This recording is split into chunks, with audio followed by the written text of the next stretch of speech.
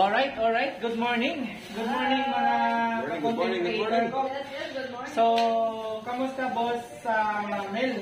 Well, unang-una sa lahat, I would like to say thank you sa ating owner ng ng Harron's Cafe. Okay, salamat ma'am. Thank you. Thank you for So, ikaw ma'am the Payans, experience. kamusta ka? Okay lang. Okay lang. So, thank you so much, Sir Jay. You're welcome. So today, actually, nakakain na kami. So ngayon, Busog na busog. oo, nag-enjoy. Okay. Wala na, hindi na magkasya. Okay, so konting konting interview lang tayo dito sa first collaboration ko sa sa Harron's Cafe, na kung saan ay nagpapasalamat ako sa inyo na na-invite ko kayo ng mga content creator ko din na kumbaga tulungan natin ang establishment na to na Harron's Cafe na kumbaga mapalaganap sa buong Davao or kung saan aabot yung ating ang ating content na kung nasa Davao sila, mayroon isang restaurant, mayroon isang establishment na pwedeng i-accommodate sila kung saan maganda naman ang venue, ang mga food. By the way, doon sa mga bisita natin sa ating vlog, mayroon lang akong mga katanungan kasi kumain tayo dito sa restaurant nila. Sa iyo, sir, ano ba yung masasabi mo or ano ma-recommend mo ba tong restaurant na to sa mga kaibigan, kakilala natin? Yeah, unang-una sa lahat, I found a place na talaga maganda yung ambience. Yes, exactly. Nakaka-relax. Talaga, parang gusto ko magtambay. Yun ang impression eh. And number 2 is the food. Yes.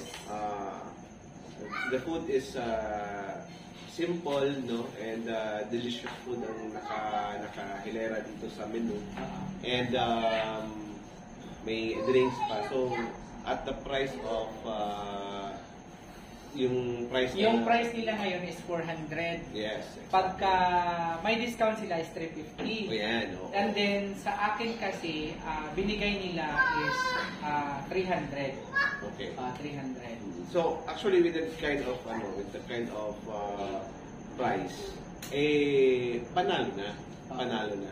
Tapos with the venue pa talaga sa taas, pwede sila magtambay dito o yung gusto nila parang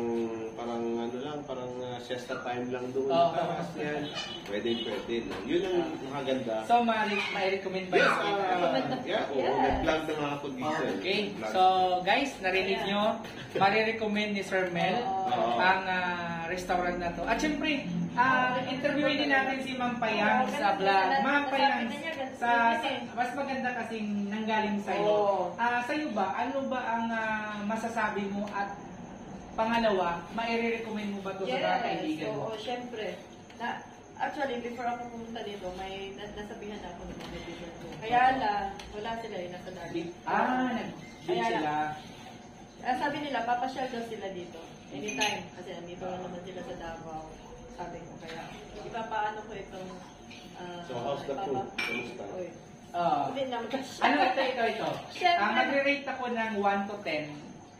1 to 10 ang pinakababa 1, ang pinakataas 10. Sa 1 to 10 ko na pag tatanong sa inyo, saan doon yung Harron's Cafe na may recommend ninyo?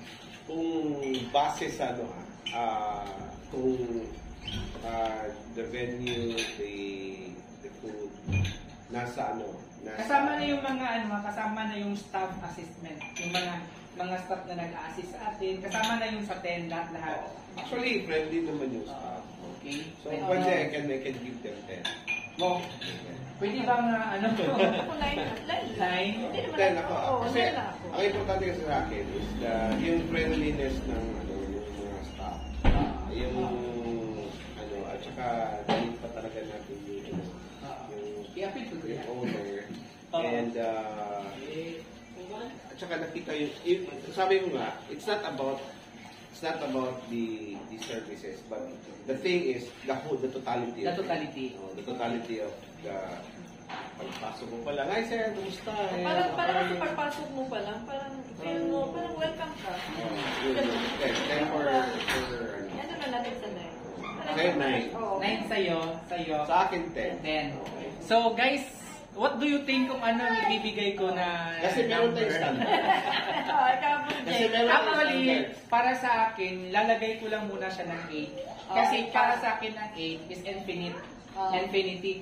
Mayroong 2 points na kung saan itong 2 points na to, pwede pa nilang i-improve. Kailangan pa nilang i-improve. Pero sa total package talaga, ang masasabi ko 10. Kasi maganda ang food, maganda ang venue, at relaxing. Actually kanina, nag-request ako na wag muna mag-sounds kasi magbablog tayo.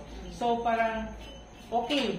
So ano talaga sila, they are people na kausapin mo, talagang sasagot sila ng maayos. So by the way, maraming salamat sa inyong dalawa.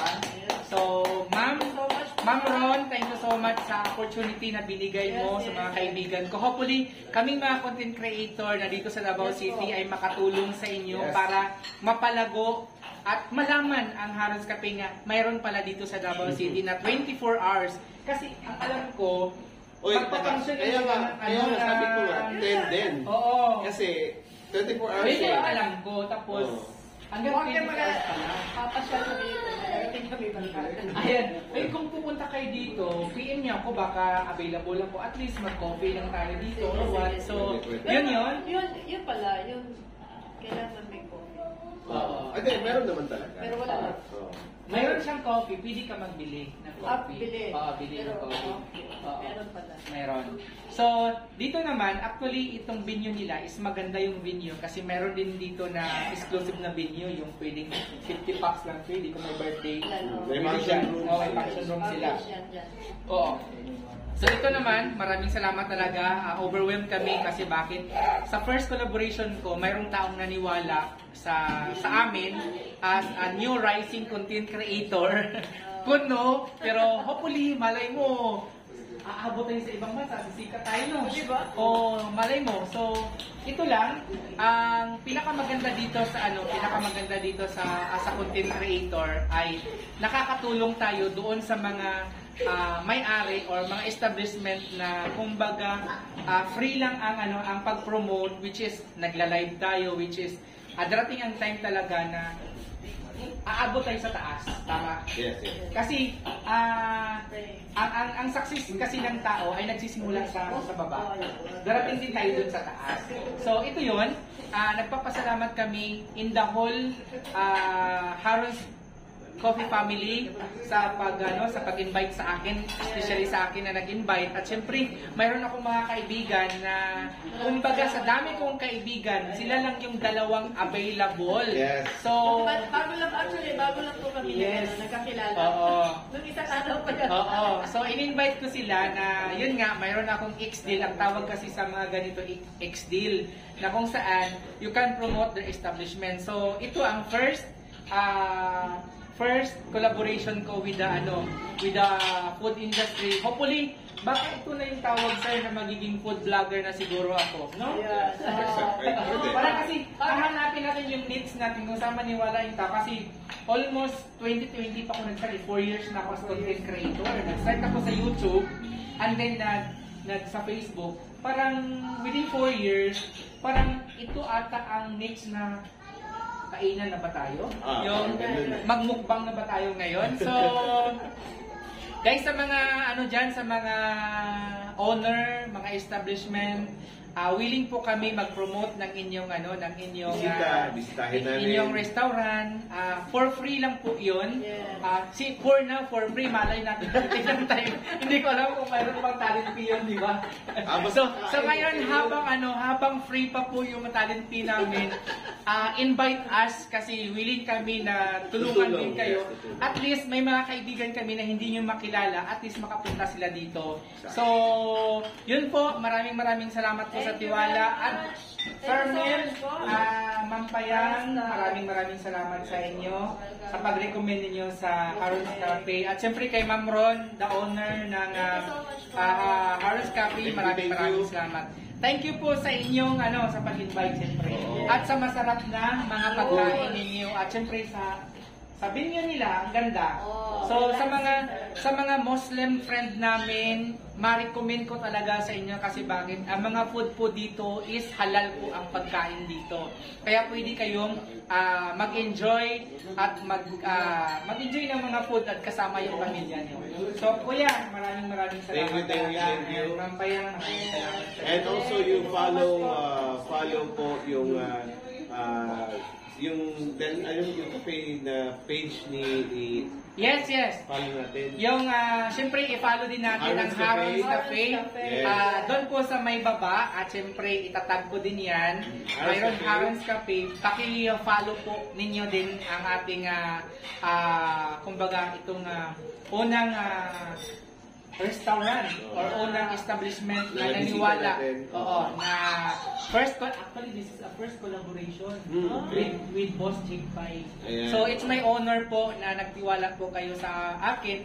At ang good news for now, free po ang food na binigay niya sa akin, kasama ko yung anak, ay doon makulit. At syempre, maraming salamat sa Harron's Cafe. Kasama din po sila sa free po. Maraming salamat po sa inyo. Ayun, mayroon mga staff nandoon. And also, please follow Boy Sisid Vlog po. Ayun. Boy Sisid Vlog. Boy Sisid Vlog, and then kay Payang's Vlog. Payang's Vlog. So, at huwag niyo pong kalimutan, ako po si Boss Jake Pai. Nagpapasalamat po sa lahat na sumusuporta namin.